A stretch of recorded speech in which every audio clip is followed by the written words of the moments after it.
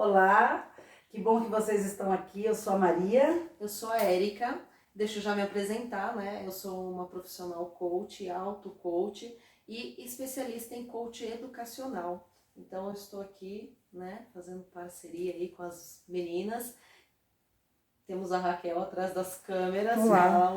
A Raquel é a nossa voz do além.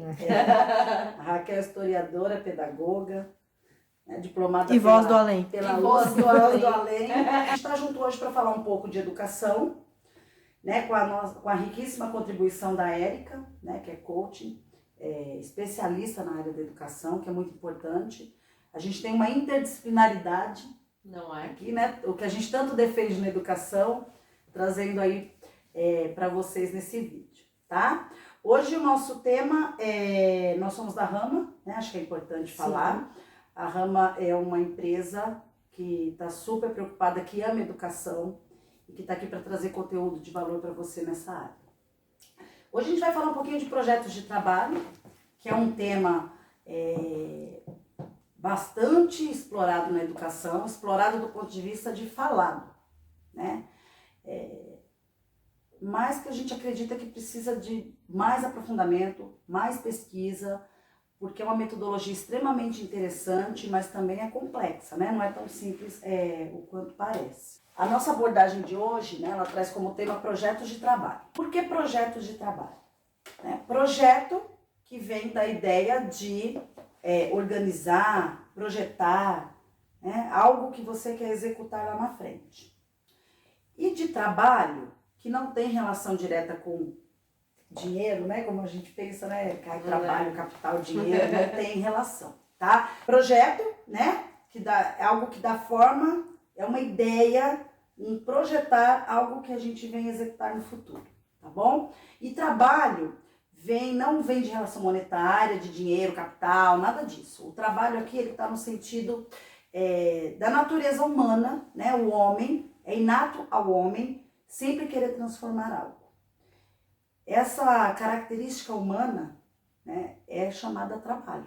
O tempo todo, quando a gente está maquinando, se eu transformasse essa madeira num pezinho de mesa, se eu transformasse esse plástico, derretesse, o que será que aconteceria? Tudo isso é trabalho, tá? Então o trabalho, ele pressupõe uma observação, uma compreensão, um aprender a aprender.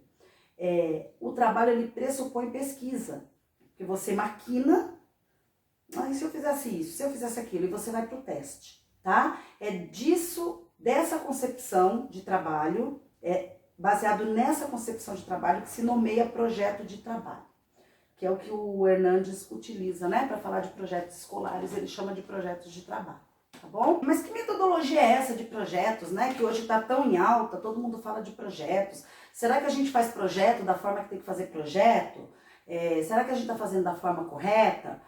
Às vezes sim, às vezes não, né? Quando a gente fala de projetos, não dá para falar de metodologia de projetos sem compreender o que aconteceu antes, por que a gente chegou nessa metodologia de projetos, né? Como falar de alfabetização sem falar de psicogênese da linguagem escrita. Então não dá, a gente precisa entender o que aconteceu antes para compreender por que essa metodologia é tão importante. Na pedagogia tradicional,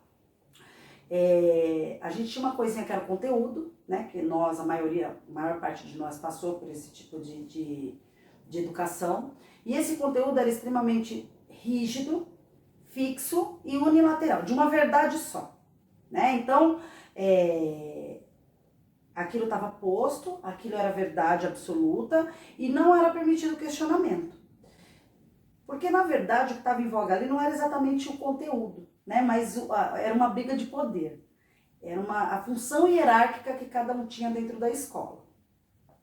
Ou seja, né, dentro da briga de poder, quem manda é o professor, quem obedece é o aluno. Quem sabe o professor, quem não sabe é o aluno.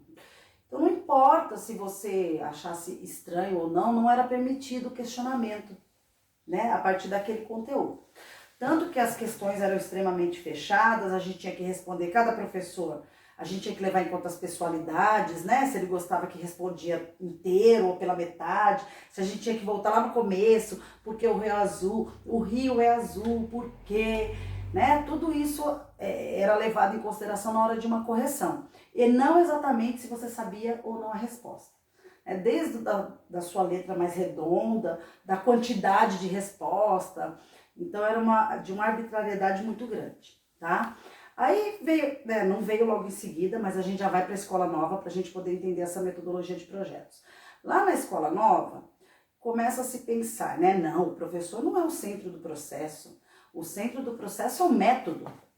Então não importa se o professor é isso, se ele não tiver um método de trabalho, a criança não vai aprender. E aí o que entra no foco, né? Quem vira o centro? O método. Existia tanta preocupação com o método, né? Ai, será que eles aprendem em grupo? Será que eles aprendem sentado, em pé, em dupla, em trio, explorando o quê? Que o conteúdo ficou de lado. O conteúdo passou a não ser importante.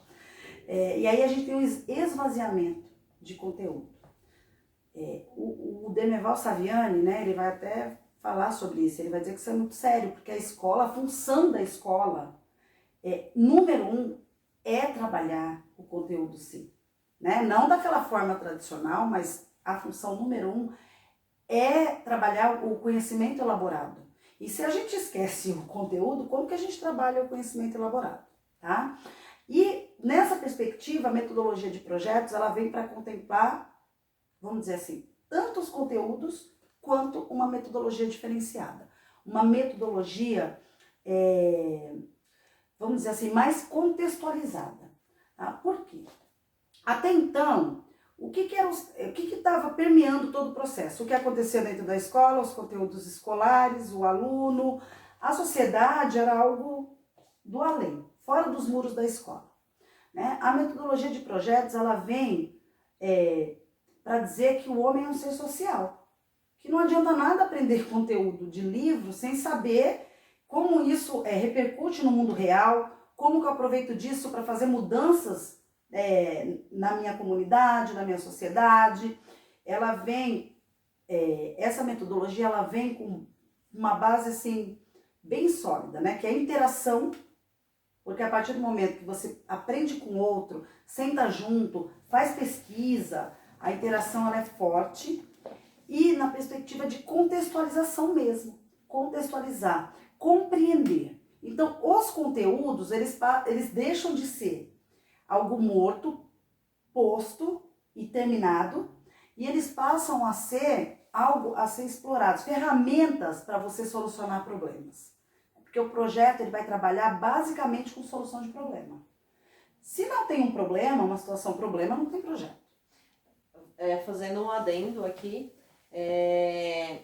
uma dos pressupostos da programação neurolinguística é que resultado é o que o outro entende e não exatamente o jeito que você está explicando, né? Então, assim, o importante é o que o outro entende e não a forma que você está explicando. Se você está explicando de uma maneira, né? Se você está passando um conteúdo de uma maneira e o outro não está entendendo para reproduzir, para se socializar ao meio, para transformar o meio, então não está tendo resultado, né? Então, a forma de ensinar ou a metodologia deve ser alterada, porque o importante é o resultado, que é o entendimento do outro. Né? Então, é um dos pressupostos da programação neurolinguística essa. Os alunos, no caso, né, eles só vão vivenciar isso, como você colocou, interagir com o meio, fazer a diferença fora ali da escola, se eles realmente entenderem. Né? E isso é resultado.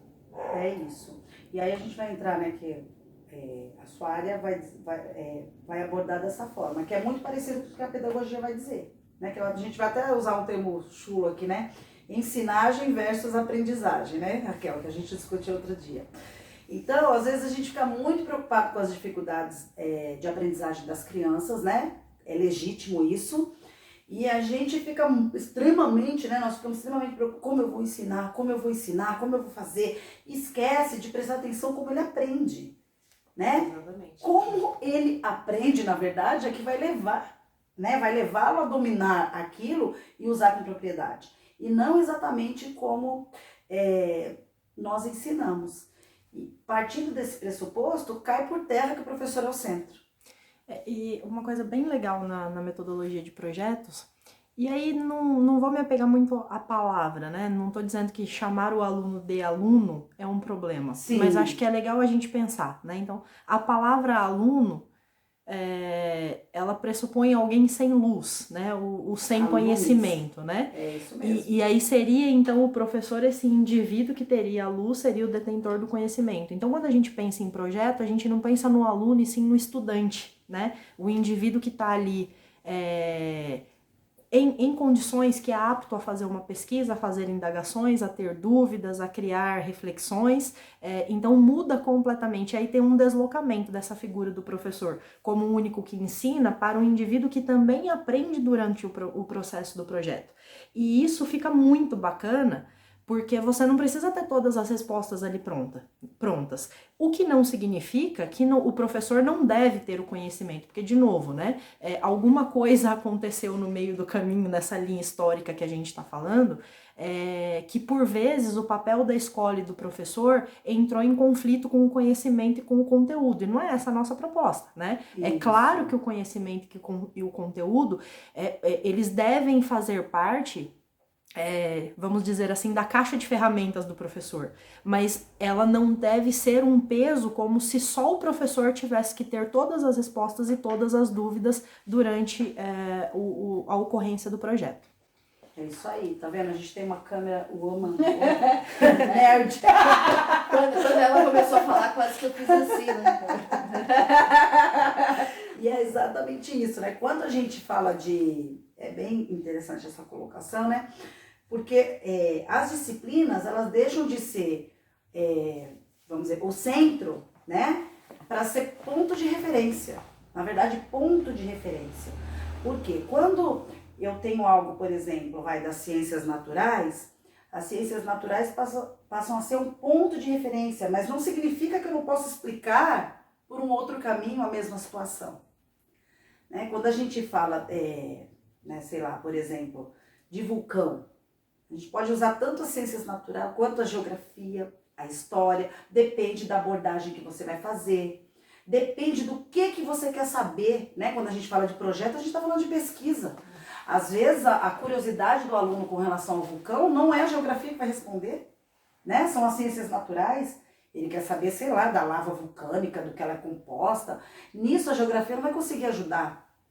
Então, partindo do pressuposto de projeto, isso fica muito interessante. Que a disciplina ela deixa de ser o centro e passa a ser um ponto de referência. Né? E o conteúdo ele passa a ser a ferramenta do questionamento. Ele não é um negócio pronto. Ele é uma ferramenta porque alguém até, nós estamos em 2020, disse isso sobre isso. Mas a minha curiosidade diz que é outra coisa. Eu vou tentar investigar para ver se não é outra coisa. E assim se faz a ciência. Né? Não é da verdade absoluta, exatamente. E a evolução da curiosidade. Nesse quesito, projeto, né, trabalhar com projeto é extremamente interessante. Porque a gente está falando de pesquisa. Se você está falando de pesquisa, você está falando de curiosidade. E aí eu pergunto, qual a lousa cheia que causa curiosidade em alguém? Né? Partindo desse princípio. É bem difícil imaginar um aluno curioso só com uma lousa cheia. Por isso que hoje em dia, né, até com a tecnologia, eles tiram foto. Tiram foto. Né? Tiram foto. E a gente tá tão assim, ainda, né? Por mais que a gente estude, e é isso e aquilo, fala, meu Deus, tem que copiar. Né? Mas por que tem que copiar? Né? Às vezes a gente nem... existem algumas razões que é interessante, né? Ele aprender a sistematizar, fazer registro, mas a gente discute pouco isso. Só impõe, tem que copiar, eu não quero que tire foto. Né? Porque o registro, como você organiza o registro, ele influencia no processo de aprendizagem. Sim. Mas quando que a gente fala isso para o menino? Né? Que o registro influencia no processo de aprendizagem. Como ele organiza o registro, como ele registra, onde ele coloca isso. E se não tem lógica para ele, não tem o porquê ele copiar. Né? É isso. É bem interessante, né? E o projeto, acho que também, ele não desperta só a curiosidade do aluno, né? Não. Eu vou falar um pouco da minha experiência. Como vocês já disseram, eu sou professora de História e por uma razão qualquer, acho que até por um pouco de falta de juízo, certa vez eu me envolvi num projeto de robótica. Né? E aí, assim, eu sabia pouquíssimo a respeito de robótica.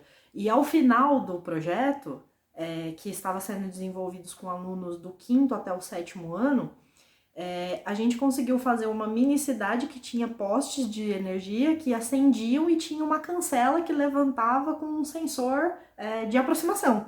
Então, assim, foi uma situação, para mim, de saída total da zona de conforto, né? Porque eu me coloquei numa situação onde eu não tinha, de maneira nenhuma, muitas das respostas que ali estavam. Mas por que eu não era repelida pelos alunos como a figura da professora que não sabia exatamente o que fazer? Porque para eles estava muito claro que era um processo onde todos estavam aprendendo e todos tinham condições de passar informações. É claro que eu recebia algumas formações e trazia informações para eles e trazia caminhos que direcionavam as coisas, mas a responsabilidade de aprender, de trazer as dúvidas e de trazer as respostas não era só minha, era de todos nós. E isso mudou, inclusive, o meu comportamento na escola, porque não tinha, por vezes, o desânimo inerente da segunda-feira, né? Sim. Porque eu sabia que tinha uma coisa muito legal que podia acontecer ali. Então, o projeto, ele desperta a curiosidade no estudante, né? A ponto de você, de repente, ouvir um aluno dizendo que ele quer ser engenheiro por conta daquele projeto que foi desenvolvido, né? O cara achar ali o que ele quer fazer pro resto da vida, ou a profissão dele. E também para como eu ia para a escola, né? O meu engajamento de ir para a escola.